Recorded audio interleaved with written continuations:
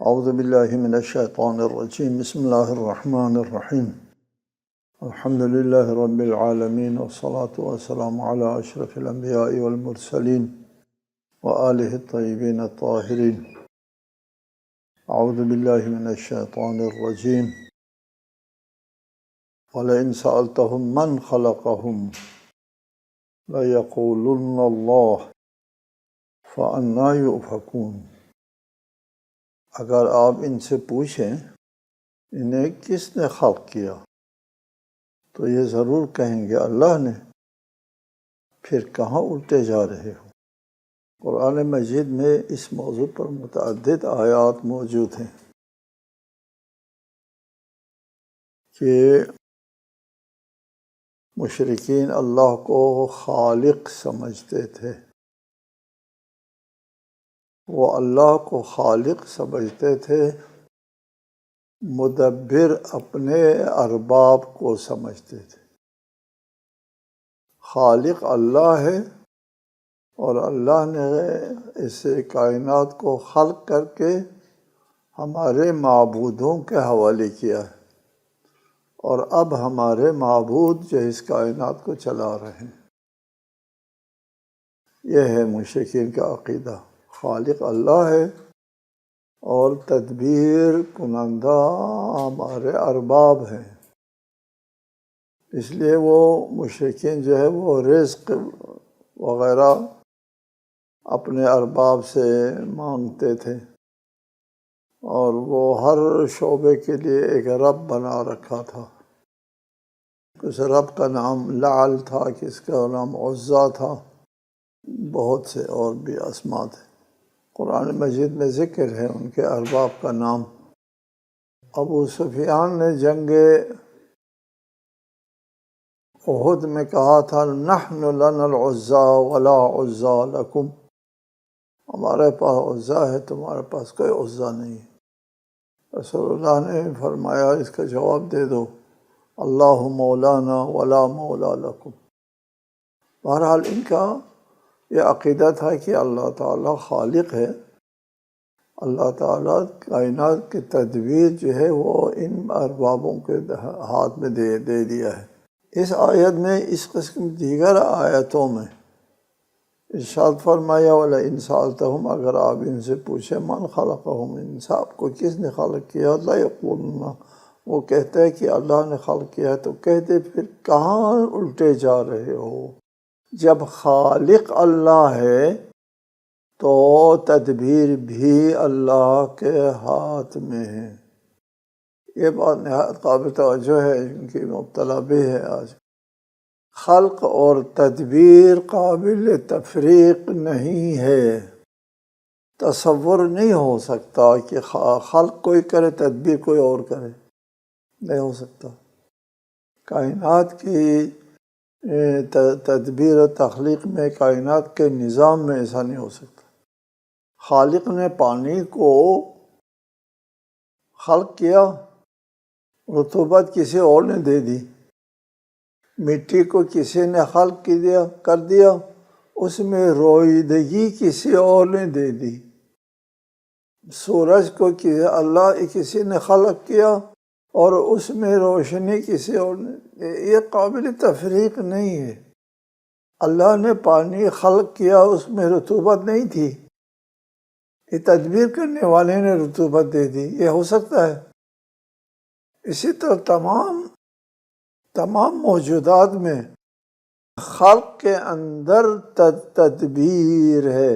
اللہ تعالیٰ نے پانی کو اس طرح خلق کیا ہے کہ اس سے تمام چیزیں زندہ موجودات جو ہے وہ زندہ رہیں، اس طرح پانی کو بنایا ہے۔ اور زمین کو اس طرح خلق کیا ہے کہ اس کے اندر سے بہت سی چیزیں جو ہے وہ اگائیں اور زمین کے رہنے والوں کی ضروریات جو ہے وہ پوری کریں۔ لہذا خلق اور تدبیر قابل تفریق نہیں ہے کہ اللہ نے سورج بنایا اور ان کے معبودوں نے آ کر کے اس سورج میں روشنی ڈال دی، چونکہ تدبیر سورج کی اس میں ہے۔ وہ ممکن نہیں ہے، قابل تصور نہیں ہے۔ خالق نے کائنات کو اس طرح خلق کیا، اس کے اندر تدبیر موجود ہے۔ وقیلہ یا رب ان ہؤلاء قوم لا یؤمنون فاصفح عنہم وقل سلام فسوف یعلمون۔ اور اللہ جانتا ہے رسول کے اس قول کو، اے پروردگار یہ ایسے لوگ ہیں جو ایمان نہیں لاتے، بس ان سے درگزر کیجئے اور سلام کہہ دیجئے کہ ان قریب جان لیں گے۔ جی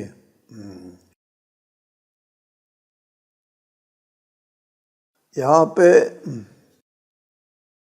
ہؤلاء قوم لا یؤمنون فاصفح عنہم، ان سے درگزر کریں۔ پہلے بتایا آپ کو سب سے بڑی سزا اللہ تعالیٰ کی طرف سے مہلت دینا ہے۔ مجرم کو مہلت ملنے سے بڑا کوئی عذاب نہیں ہے، کوئی بڑی سزا نہیں۔ سب سے بڑی سزا مجرم کے لیے ہے کہ اس کو مہلت دی جاتی۔ اگر مہلت نہ دیں، مجرم کو ختم کریں، تو اس کا جرم بھی ختم ہو جاتا ہے، عذاب کم ہو جاتا ہے۔ اس کو مہلت دے تو یہ بہت بڑی سزا ہے۔ فاصفح عنہم، ان سے درگزر کریں، یہ کرنے دیں۔ وقل سلام، یہ سلام تودیعی کہتے ہیں جی، اور کہہ دو تم اپنے جرم اور گناہوں میں جیتے رہو۔ کیا بات ہے جی۔ وقل سلام، سلام تودیع، خدا حافظ، اور تمہارا اور ہمارا کوئی تعلق نہیں ہے، ہم تم کو ہدایت کے لیے نہیں بلاتے، کوشش نہیں کرتے، تم کو اپنے حال پر چھوڑ دیتے ہیں۔ یہ کہہ دو ان سے، چھوڑ دو ان کو۔ قرآن مجید متعدد ہے، قل اعملوا ما شئتم، آپ ان سے کہہ دیں جو چاہو کرو۔ جی یہ بہت بڑی سزا ہے ان کے لیے، ڈھیل دینا۔ کافرین کے لیے میں نے مہلت دی ہے۔ سورہ دخان، یہ سورہ حوامیم ہے، 6 سورے، ان میں یہ شامل ہے۔ حامیم سورہ دخان جو ہے، یہ اس کے آیات جو ہے وہ 59 ہے، 59 آیتیں ہیں۔ قرآن مجید کی آیات کی تعداد اور قراءات کے لیے متعدد قاریان ہیں، ان کی قراءات کو سند سمجھا جاتا ہے۔ ان میں قاری عاصم، چونکہ وہ علی علیہ السلام کے شاگرد ہیں، قرآن کو قاری عاصم نے علی سے سیکھا ہے۔ اور ہم ہمیشہ یہ بات بیان کرتے چلے آئے ہیں کہ آیات کی تعداد میں ہم قاری عاصم کی بات کو تسلیم کرتے ہیں، کیونکہ وہ علی کے شاگرد ہیں، ہمارے نزدیک یہی مستند ہے۔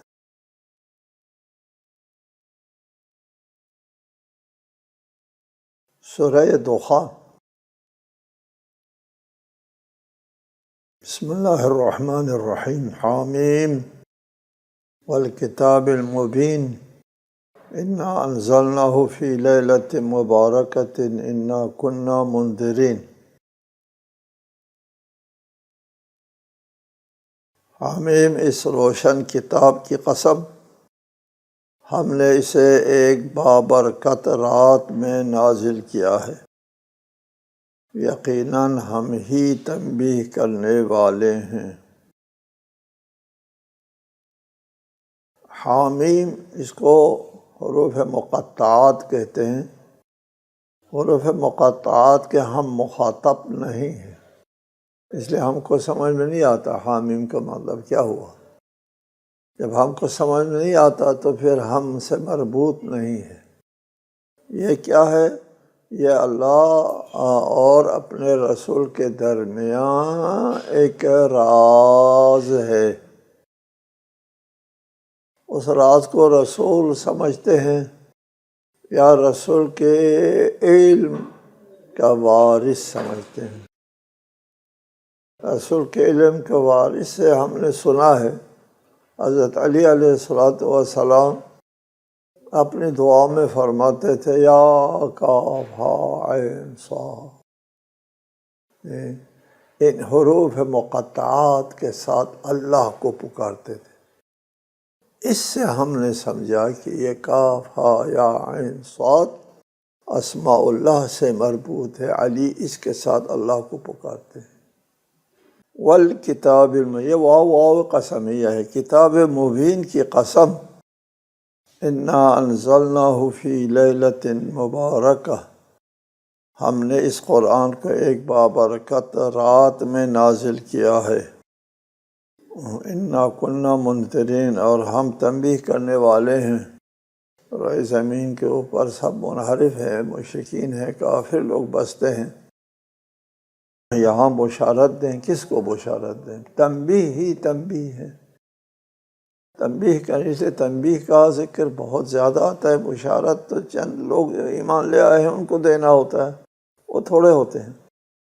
نہ کننا منذرین، ہم تنبیہ کرنے کے لیے آئے ہیں۔ جی قرآن مجید کی تعلیمات دیکھو، تنبیہ کو زیادہ اہمیت دی جاتی ہے، تنبیہ مقدم ہے، پہلے تنبیہ، پھر اس تنبیہ کے نتیجے میں بشارت کے مستحق لوگ سامنے آتے ہیں۔ اگر تنبیہ نہیں ہے تو سب لوگ گمراہ ہو جاتے ہیں۔ انا کننا منذرین، انا انزلناہ فی لیلۃ مبارکہ، ہم نے اس قرآن کو ایک بابرکت رات میں نازل کیا ہے۔ جی وہ بابرکت رات جو ہے وہ لیلۃ القدر ہے۔ لیلۃ القدر میں یہ قرآن نازل ہوا ہے۔ لیلہ مبارکہ سے مراد لیلۃ القدر ہے۔ سورہ بقرہ میں ذکر ہے کہ لیلۃ القدر رمضان میں ہے اور قرآن رمضان میں نازل ہوا ہے۔ یہاں پہ ایک سوال پیدا ہوا ہے مفسرین کے لیے کہ انا انزلناہ فی لیلۃ مبارکہ، ہم نے قرآن کو ایک رات میں نازل کیا ہے۔ قرآن کو 23 سالوں میں نازل ہوتا رہا ہے۔ اس کا ایک جواب یہ دیا گیا ہے کہ قرآن 2 مرتبہ نازل ہوا ہے، ایک دفعتاً نازل ہوا ہے قلب رسول پر، اور پھر تدریجاً بھی نازل ہوا ہے حالات اور واقعات کے مطابق۔ یہ جواب ہے کہ لیلۃ مبارکہ میں دفعتاً نازل ہوا ہے، اور پھر بعد میں حالات کے مطابق جو ہے جبرائیل نازل ہو کر کے وہ آیت پڑھ دیتے تھے، رسالہ مآب اس آیت کو لوگوں تک پہنچا دیتے تھے۔ جیسا کہ وَقُرْآنًا فَرَقْنَاهُ لِتَقْرَأَهُ عَلَى النَّاسِ عَلَى مُكْثٍ، اور قرآن کو ہم نے جدا جدا کر کے نازل کیا تاکہ آپ ٹھہر ٹھہر کر لوگوں کو پڑھ کر سنائیں۔ یہ قرآن میں ہے، تو یہ تدریجاً نازل کیا ہے۔ ایک اور جواب یہ دیا گیا ہے کہ اللہ تعالیٰ زمانی نہیں، اللہ کے لیے کوئی زمان ومان نہیں ہوتا، زمین والوں کے لیے زمان ہوتا ہے۔ اللہ تعالیٰ کی طرف سے ایک دن میں ہو، ایک 20 سال میں ہو، فرق نہیں کرتا۔ یہ 21 دن زمین والوں کے لیے، اللہ تعالیٰ کا زمانی نہیں ہوتا۔ بہرحال یہ اللہ تعالیٰ کی طرف سے غیر زمانی ہے، ایک رات میں نازل ہوا ہے۔ زمین والوں کی نسبت سے زمانی ہے، 23 سالوں میں نازل ہوا ہے۔ بہرحال یہ جوابات ہیں۔ فیہا یفرق کل امر حکیم، اس رات میں ہر حکیمانہ امر کی تفصیل واضح کی جاتی ہے۔ فیہا یفرق کل امر حکیم، امرا من عندنا انا کنا مرسلین، ایسا امر جو ہمارے ہاں سے صادر ہوتا ہے کیونکہ ہمیں رسول بھیجنا مقصود تھا۔ رحمتا من ربک انہ هو السمیع العلیم، رسول کا بھیجنا آپ کے پروردگار کی طرف سے رحمت کے طور پر، وہ یقیناً خوب سننے والا جاننے والا ہے۔ یہ فیہا یفرق کل امر حکیم، یہ جو شب قدر ہے، جس رات میں قرآن نازل ہوا ہے، اس میں سال بھر کی تقدیر سازی ہوتی ہے۔ اللہ کا جو امر حکیم، حکمت سے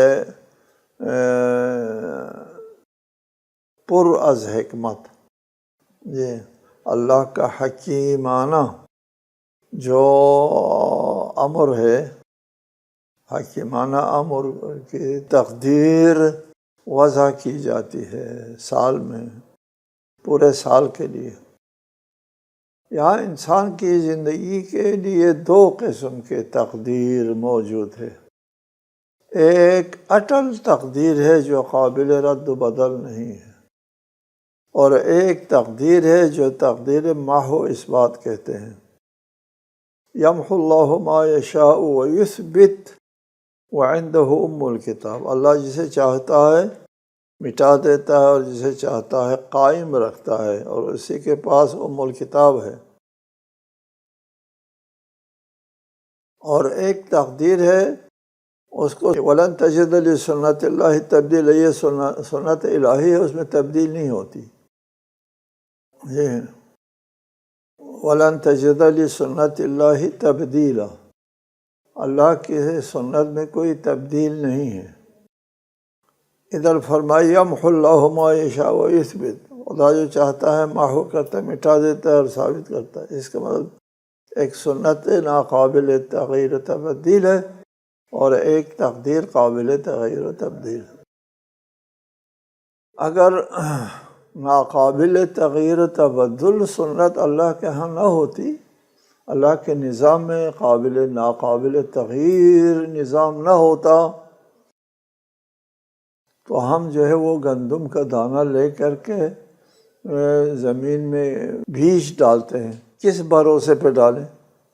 ہو سکتا ہے اس مرتبہ بیج گندم ڈالنے سے وہ کوئی کانٹا وانٹا اگائیں۔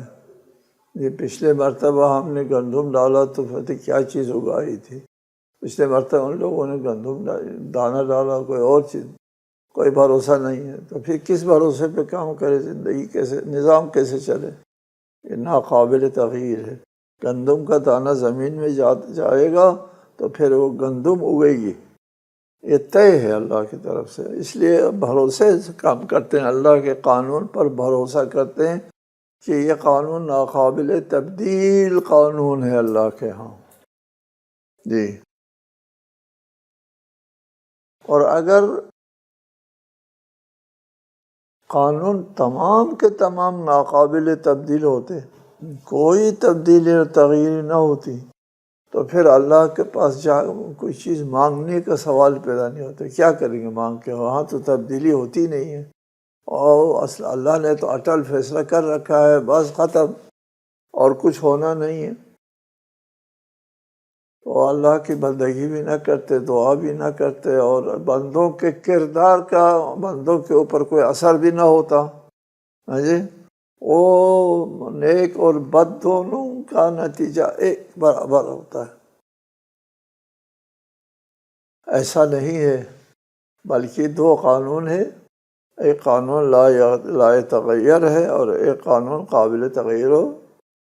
قابل تغیر قانون کے بارے میں فرمائے ان اللہ لا یغیر ما بقوم حتی یغیروا ما بانفسہم، اللہ کوئی تبدیلی نہیں لاتا جب تک خود تبدیلی نہ لائیں۔ اچھا پھر ہمارے ہاتھ میں کچھ ہے، ہاں جی ہم کوئی تبدیلی لا سکتے ہیں، لا سکتے ہیں۔ تمہارے اعمال سے تبدیلی آتی ہے، تمہارے کردار سے تبدیلی آتی ہے، تمہاری دعاؤں سے تبدیلی آتی ہے۔ دعا کے بارے میں ہے، دعا جو ہے لا يرد القضاء الا الدعاء ولا يزيد في العمر الا البر، جی، اور جو اللہ کے فیصلے کو دعا روک سکتی ہے، ٹھیک ہے جی، اور عمر میں نیکی اضافہ کر دیتی ہیں۔